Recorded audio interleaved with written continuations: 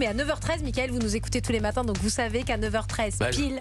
Il y a le moine. Voilà. Jean-Luc C'est la Lemoine. session de rattrapage. Et je crois, de Jean-Luc, d'ailleurs, que vous êtes très heureux d'être en face de Mickaël Youn ce matin. Exactement, je suis très heureux. Ça me fait du bien d'être face à quelqu'un de calme.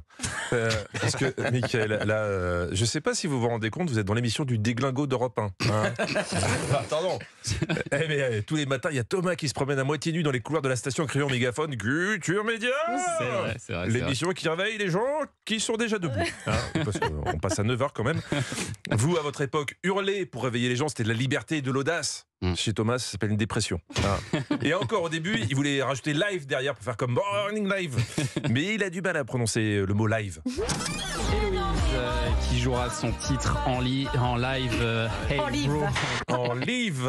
Tu sens le mec qui veut faire jeune mais qui a trop fréquenté les bibliothèques. C'est vrai que j'ai fait dire en livre. Oui, c'est Bon, moche. au lieu de vous moquer, est-ce que vous regardiez, vous, le Morning Live à Évidemment, l'époque évidemment, comme tout le monde. J'étais un bel adolescent de 30 ans à l'époque quand même. Hein. Et comme la France entière, j'adorais ça. Mais pour moi, c'était hier, le Morning Live. C'est pour ça que ça m'a surpris cette présentation sur France Info l'autre jour.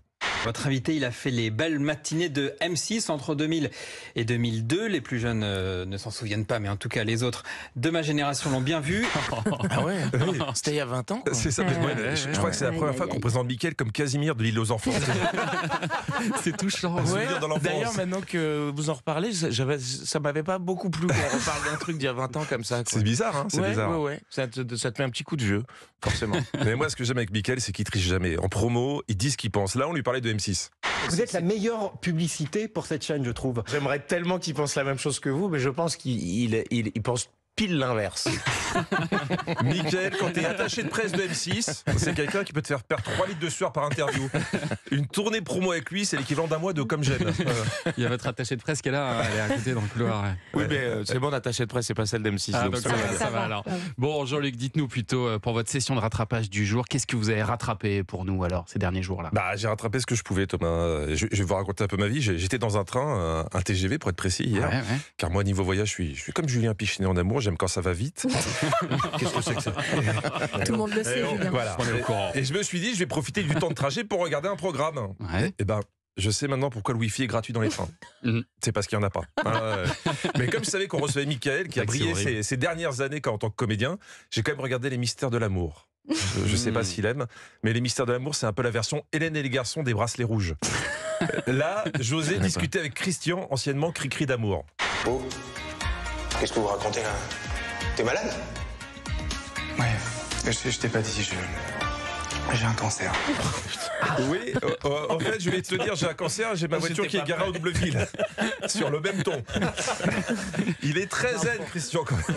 J'étais pas prêt. Vous connaissez pas Les Mystères de l'amour? Non, je suis passé au travers. C'est le nouveau Hélène et le garçon en fait. Ouais. Ils ont Ah, c'est continué ça. leurs aventures. Ils ont poursuivi ça leurs passe aventures. le week-end sur dimanche, TMC. sur D'accord. TMC. Il faut regarder ça. Parce C'est un que- régal. Mais moi, ça m'a flingué cette annonce. Moi, j'étais comme Mickaël, j'étais pas prêt. Surtout que ça sentait pas l'optimisme. Pour que vous vous rendiez bien compte, je vous ai mis le début et la fin de l'épisode à la suite. Christian, tu vas guérir. Béné, je ne crois pas. Bah ouais, j'ai les résultats entre les mains, là. Le traitement a fonctionné, la tumeur. Allez, c'est génial. Bon, ça va, Christian est pratiquement guéri. En un épisode. C'est réglé. L'escroc. C'est 45 minutes. Ça va, c'était un petit cancer de la dent. Tout va bien. Les Mystères de l'amour, c'est la seule série où tu peux avoir des cancers de 3 épisodes. C'est impressionnant. Dans les épisodes de la semaine, il y avait aussi Hélène, toujours la même Hélène, qui soupçonne Nicolas de la avec tromper. Hélène. Hélène Rollès et Nicolas. Ah d'accord. Non, Lali, laisse tomber, arrête d'essayer de le défendre. Je connais Nicolas, c'est un excellent comédien. Et s'il a envie de s'amuser, je vais m'amuser moi aussi. Voilà. Bon, il y a du café? Quand elle veut s'amuser, Hélène, elle se pète la gueule au café. Elle est comme vous, Thomas. Elle part en livre. Je pense sérieusement que de toutes les séries françaises, c'est les textes des Mystères de l'amour qui sont les plus durs à jouer. Ouais. Parce que les transitions, tu les prends frein à main en dérapage. Tu sais, je crois que c'est le propre de l'être humain d'être un peu ridicule. Non, mais les conflits, les guerres, c'est n'importe quoi. Ouais, c'est clair. Et Lali, ça va? En mais c'est 12 injouable. secondes. On est d'accord, C'est c'est On est injouable. d'accord. Même le meilleur acteur. non, C'est là. pas possible. En même temps, en 12 secondes, tu as une analyse de l'être humain, une réflexion sur les guerres et des nouvelles de Lali. Tu peux pas faire plus efficace. C'est vrai que c'est fort. Dans les Mystères de l'amour, on voyage aussi avec Fanny qui est au Japon. Tu sais, hier soir, il m'a emmené dans un très très bon restaurant. On a mangé des sashimi en entrée. Et je peux te dire qu'ici, ils mettent plus de poissons que de riz. Bah c'est normal, c'est des sashimi. C'est pas des sushis. C'est vrai. Moi, je lui enlèverai son passeport, elle mérite pas de voyager. On a aussi Stéphanie, qui est capitaine de police. Et tu sens que pour préparer le rôle, ils ont dû faire une immersion de quelques mois dans un commissariat. Stéphanie, tu devais l'arrêter pour le remettre en garde à vue.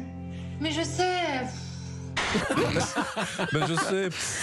Ah, c'est typique police nationale. Ah oui, c'est ça, oui. Après, faut comprendre Stéphanie, car elle a une bonne raison de douter de la culpabilité de Loïc. Tu vas le rappeler. Tu vas lui demander de passer au commissariat et c'est moi qui vais l'arrêter. On peut pas faire ça. On peut pas faire ça. Quelqu'un qui fait aussi bien l'amour, ça peut pas être un criminel, donc on peut pas faire ça. Ah ouais, mais c'est ça les nouvelles méthodes d'investigation. Tu couches avec le suspect et normalement tu vois plus clair. Ce qui est un peu flippant, parce que si on commence à emprisonner tous les mauvais coups, il va plus rester grand monde dans les rues. Hein. Mais bon, ça c'est les mystères de l'amour et comme le disent si bien les comédiennes. C'est fou, hein, comme l'amour peut nous rendre ridicules. Mais c'est tellement bon. Ouais, c'est tellement bon. Ouais, c'est tellement bon. On veut la suite. Ah, c'est magnifique. Ah oui, on veut la suite. Hein. Merci Jean-Luc Lemoyne. On vous retrouve demain d'ailleurs. Ce soir sur M6, vous avez rendez-vous avec Michael Youn, toute son équipe pour le retour du Morning Night. Vous êtes content, hein, Jean-Luc Lemoyne? Très content, je vais regarder ça. L'équipe, c'est ce soir 21h10 sur M6 et on en parle dans Culture Média avec Michael Youn. À tout de suite sur Europe 1.